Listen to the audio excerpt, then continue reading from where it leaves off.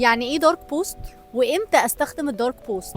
الدارك بوست دي ادفانتج مديها لي الفيسبوك عشان اقدر ان انا اعمل اعلانات او اعمل كامبينز على بوست ما يظهرش غير للاودينس اللي انا مختارهم او اللي انا اعمل لهم تارجتنج وما يظهرش على البيج بتاعتي. يعني الناس مهما دخلت على البيج بتاعتي مش هتقدر تشوف البوست ده. طيب انا امتى استخدم الدارك بوست اصلا؟ اول حاجه ان انت لو منزل اوفر، الاوفر ده لفتره محدوده ومحتاج بعد كده ان انت تغير البرايس، مش احسن حاجه ان انت تنزله على البيج الناس تشوفه وبعد كده تبدا ان هي تدور انت كان سعرك قد ايه وبقيت قد ايه والديسكاونت قد ايه، فساعتها بتستخدمه في الدارك بوست. يعني هديكم مثال سريع. لو انا سنتر دروس دلوقتي انا عندي 2 تارجت اودينس، اول واحد اهالي الطلبه وتاني حاجه الطلبه. طب انا دلوقتي عايزه افهم الطلبه ان انا المكان عندي لذيذ وكومفورت وعندي زون تقدر ان انت تاخد فيها الكوفي بريك بتاعك، المدرسين لذاذ، المكان لذيذ وهكذا، الانفايرمنت لذيذه، وفي نفس الوقت عايز افهم الامهات ان انا عندي كوميتمنت وان انا الناس عندي ببقى متابعها 24 ساعه وفي رقابه. فانا لو شيرت حاجه زي كده قدام الطلبه ممكن ما تحبش انها تيجي المكان، فساعتها بستخدم البوستس اللي بتارجت بيها الاهالي دارك بوست، وعلى البيج بتاعتي بتكلم عن كل حاجه تانية ريليتد للمكان بصفه عامه. بس واستنوني التبس الجايه.